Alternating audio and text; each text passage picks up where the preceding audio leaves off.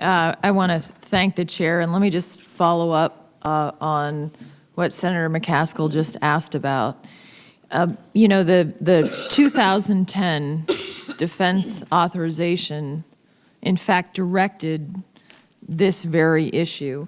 In fact, it asked the Secretary of Defense to implement a comprehensive, coordinated, integrated, and fully resourced program to account for missing persons. I mean, that's an excerpt from it right there. Section 541 set a goal of asking for this plan, a comprehensive, coordinated plan, be submitted so that we could accomplish, as you know, recovery of 200 remains each year to bring back to their families. And one of the things that the GAO identified was the fact that because of the problems with the organizational structure and the disputes, that in fact, as I understand it, JPAC and DPMO actually developed competing plans. Is that right? Senator, based on information that we received from both of our predecessors, we know that to be true. Okay, so here we have where we've already, as a committee, said in 2010 that clearly a plan is needed, and now the chair has already identified that this goes back 20 years where this very same issue has been raised. And, you know, you can understand why we hear this today with no deadline, thinking, when is something going to change? Because if we do not receive the coordination and plan that has already been asked for 20 years ago, was asked for clearly in 2010, with no deadline for how this structure is going to change, and you both have competing plans as to who should be in charge and how it should work, this has just got to stop. And I will join the chair in this letter because I think the Secretary Hagel has to focus on this as well and make sure that we receive as soon as possible what the new organizational structure will be, of one that eliminates the squabbling, that eliminates the competing plans, makes a decision that is going to accomplish what all of us want to accomplish in bringing the remains home. So can you both tell me about these competing plans? Have the two of you communicated about these competing plans? And have you yet, at your level as leaders, and by the way, General, I know you have not been in this command long and you've adopted many of these issues, so you have a real opportunity as well, all of you do, to set this right. But have the two of you gotten together on these two competing plans and talk through what you think as leaders of DPMO and as JPAC, what should happen? Senator, a couple points. We talked about a timeline. There is one portion of the timeline that Dr. Miller has put in place. He set a 90-day limit on the response of the review. After the review is actually conducted, obviously, final decisions would have to be made. I can, in fact, when you talk about competing plans, again, when I've been in position a little over a year, and when we both assumed our positions. So you're relatively new to this too as well. Yes, I am. There's only one plan that was on the books, and that was a plan that requested resources. And of the two plans that you're referring to, the JPAC plan was the one that was agreed to. So when we talk about competing efforts, the first thing that I was directed to do and agreed with my boss, Dr. Miller, was first to bring the accounting community together. The second thing he asked me to do is increase transparency. The third was to support the GAO. Immediately upon taking my position, we established a planning group. It was a joint planning group that had members of all of the accounting community. And their goal was to take a look at creating the capacity and capabilities plan, which gets at the requirement that's been levied upon us. The requirement is to increase our capacity and capability by 2015, with a subsequent requirement to eventually be able to identify 200. It is important to note that there is no immediate return on investment. If we are funded, and we were funded to increase our identifications, there's a long process. First of all, there's a lot of research and analysis that is conducted, followed by an extensive research or investigation of the specific area, the lost area.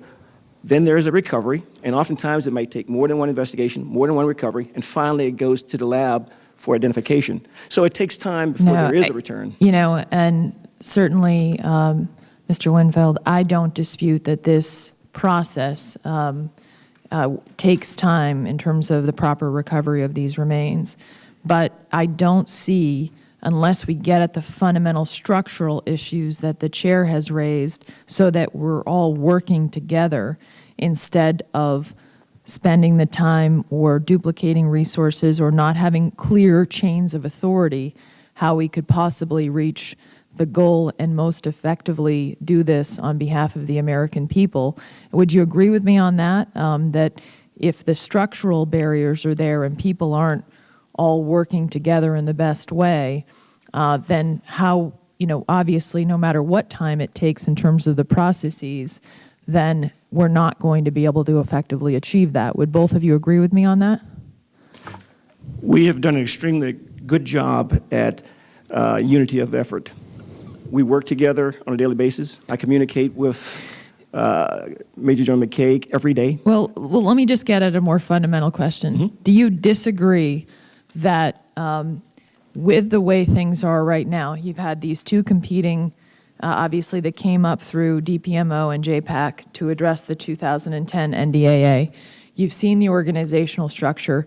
Do you agree that things need to change in the organizational structure to make sure we get this right?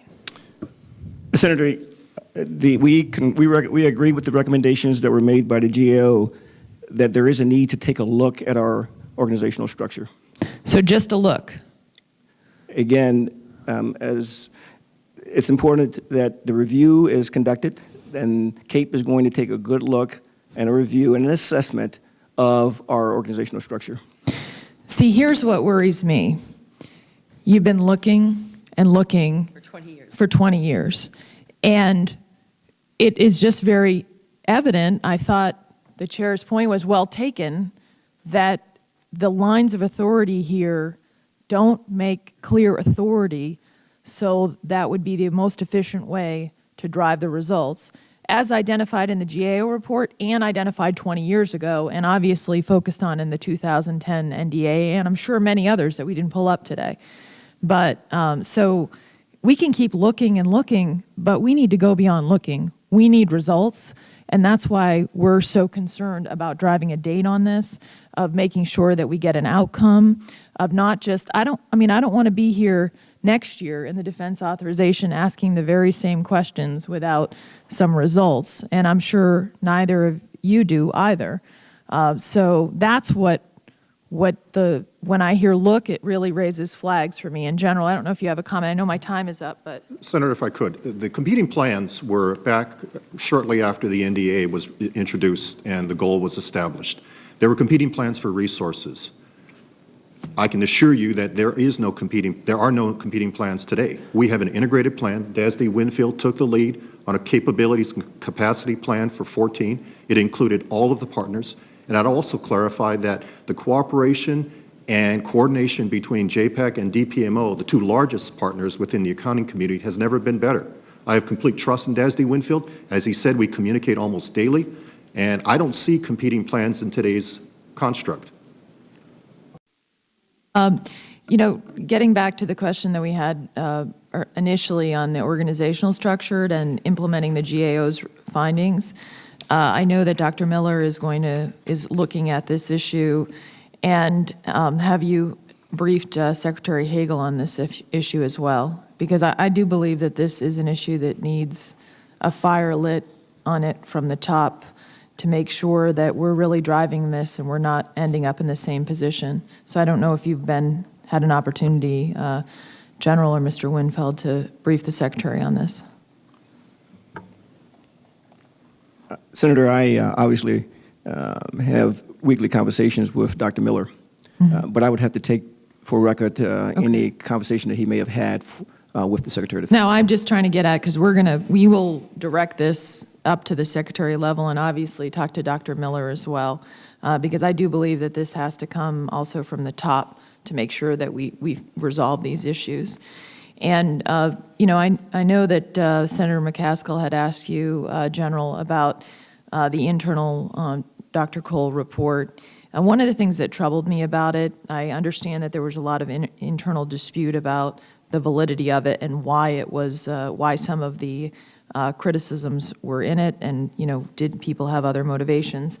But your predecessor, Major General Tom, his response to that report was telling to me. It really stuck out for me, because he sent that memo saying it was hereby disavowed and rejected in its entirety, that I don't find any merit in any of the conclusions or recommendations, and that there would be no further copying or sharing of the report, and concluded by saying the command will not consider any allegations, findings, or recommendations from the report. And I believe that Senator McCaskill had asked you about the report itself.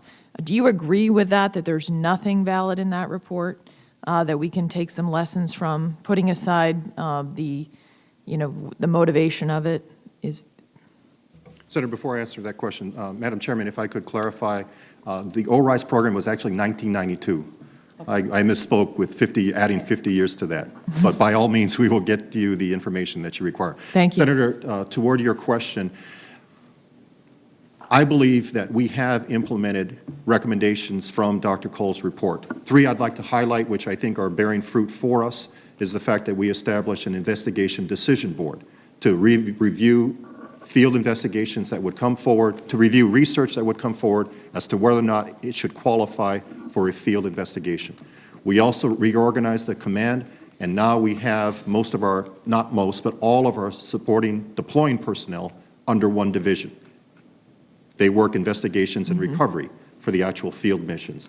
And the last thing I think was a positive from Dr. Cole's report is that we implemented adding a scientist, either a forensic anthropologist or archaeologist, to every field investigation team that went out to look at the site, to map the site. In addition, we have assigned a military leader to help with logistics. So those are just 3 examples of things we've already implemented that were recommended within Dr. Cole's report. Because that was a fairly defensive response of just saying, no, we're not going to consider anything in it. So I do appreciate that you've looked at it with the eye of how can we improve. Absolutely. And the one issue that was raised in it that stuck out with me as well was this idea of military tourism. And in fact, one of the examples in the report identified I have no doubts that in order to recover remains from World War II, that you have to travel to Italy and many other places in Europe. So, but one had highlighted an incident in which 3 JPAC teams spent 5 nights in a luxury hotel, Superior Hotel in Rome, that was more than $500 a night. And when it was combined with the per diem, the stay at this Hotel de la Minerva costs more than $18,000 for taxpayers. So have you looked at that piece of it too as well, in terms of how taxpayer dollars are being used with the necessary travel that I do not dispute that JPAC needs to take in order to effectively recover remains? Ma'am, I cannot speak to that specific incident. However, I will tell you that as part of Dr. Miller's review of the draft JPAC internal report, the DoD Inspector General will be looking at all allegations of fraud, waste, and abuse within that report. Okay. Toward today, if I could fast forward, we have strict controls in place that prevent that from happening. Our operational planning function is led by our Director of Operations, a neutral party. They endeavor to have at least two operational planning teams that are made up of functional representatives from throughout the command to develop the mission set. There is then a decision brief that goes in front of my deputy to look at country coordination, to look at fiscal responsibility, to look at all issues regarding permitting. And then it finally comes to me for a confirmation briefing.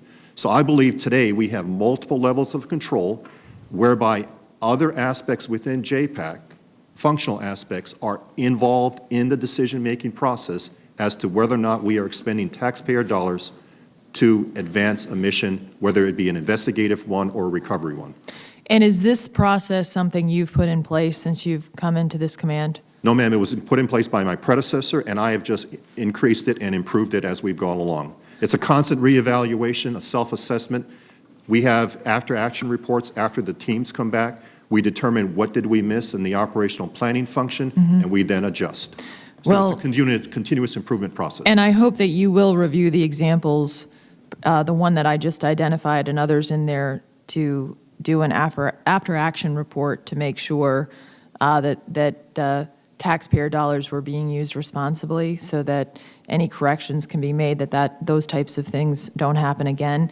And I wanted to also ask, with regard to resourcing, for what you've received with regard to JPAC, as I see it, and also a DPMO, certainly you've seen some pretty significant increases. In fact, let's put aside obviously where we are now with sequestration, but if you look from 2008 to 2012, for DPMO, it's been about a 26% increase. For JPAC, from 2008 to 2012, it's been a 93% increase. And I think that reflects the commitment that Congress has to wanting to make sure that there are adequate resources for the recovery efforts here.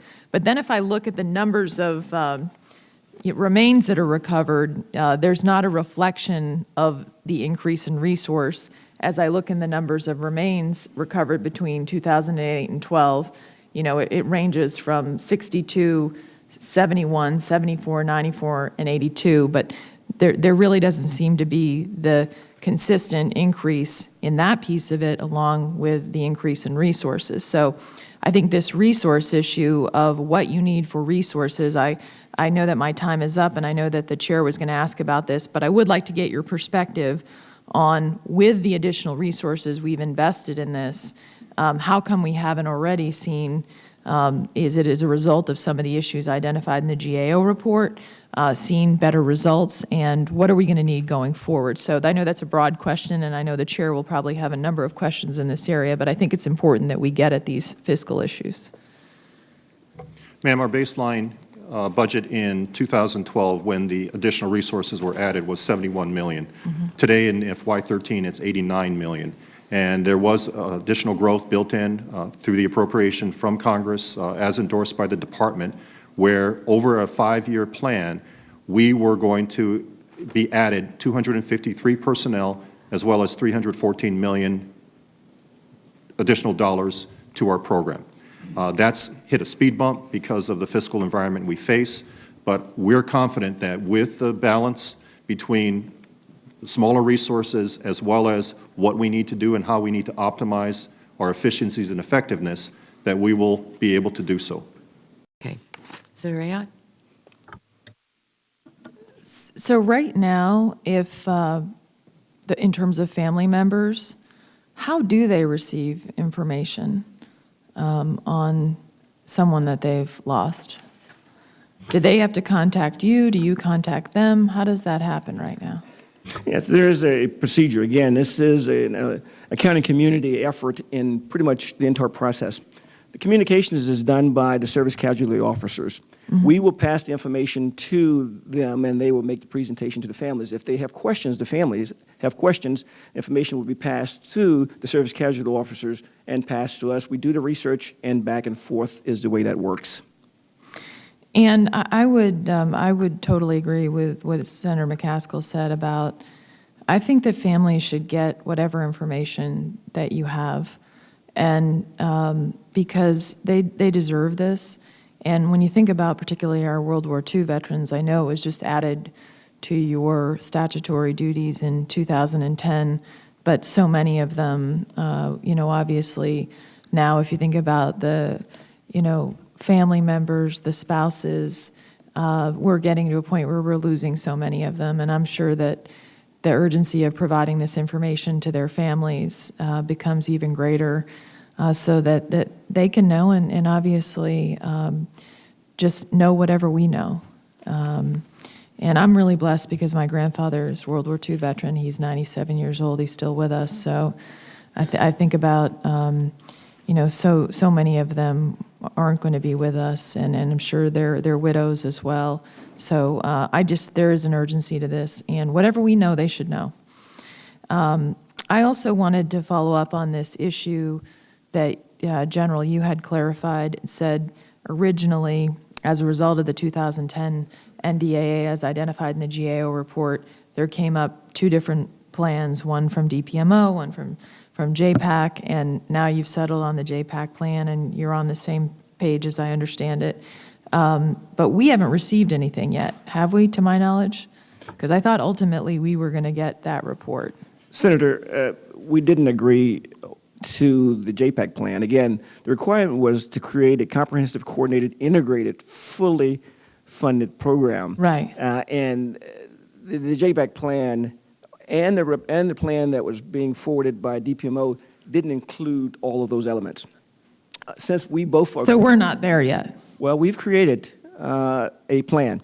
It is our capacity and capabilities plan. That is being formally coordinated within DOD as we speak. Once that coordination is complete, then we will be able to release it. So when will we receive it? I cannot put a time limit on how long it takes to get through all the coordination. What does that mean? What coordination mean? Yeah, exactly. I don't know Yes. what coordination means. Anytime we produce a product, it has to go through coordination with the different services, the joint staff, GCM. It goes, yes, ma'am, that's pretty much accurate. Okay. So we can't, we need answers, and we need leadership on this. And here's the opportunity. When I see both of you, General, Mr. Winfeld, you've been in your positions for about a year, 10 months a year. This is your opportunity. You've got great challenges, but it's your leadership opportunity to get this right. And we want to see it, and we want to see it soon. So we're going to be following up on this with Dr. Miller and the Secretary, because it's just not clear to me, because ultimately it was the Congress who asked you for the report so that we can get this right finally. So that's where our frustration comes from, as you can imagine. And Senator, it's important to note that the agreement was that we would nest the JPAC plan that was accepted and funded into the coordinated plan, and we did exactly that. And I think General McCaig would agree that we didn't lose any elements of his plan. Whoever's holding the plan right now, produce it. Yes, Up ma'am. the chain of command. Keep going. Get Wherever it to it's us. nesting, we want to catch. No more nesting, no more coordination, whatever. Let's see it. And I wanted to follow up, why, Mr. Winfield, while you were here, just to ask you about Sergeant Bo Bergdahl. And as you know, he was captured by the Taliban in June of 2009. I know it's, obviously for his family, a very difficult and troubling and horrible situation. And just wanted to see where things were and what the Defense Department's efforts were there. I know it's very challenging. Senator, again, Sergeant Bo Bergdahl has the Department of Defense's highest priority, and we're working diligently. And what we were working on for the last year is to ensure that there's a whole of government approach to trying to bring Right. Along with Sergeant State Bergdahl Department home. and Yes, ma'am. DOD, and I that- understand. yes, ma'am, and that's happening now. Okay. So the effort is there, the focus is there, and we have the right people working to try to find information and to bring Bo Bergdahl home to his mother and father. I just wanted to raise Sergeant Bergdahl in today's hearing so that people understand that he is very much on our mind. Yes, ma'am. And from the highest levels of government. So thank you.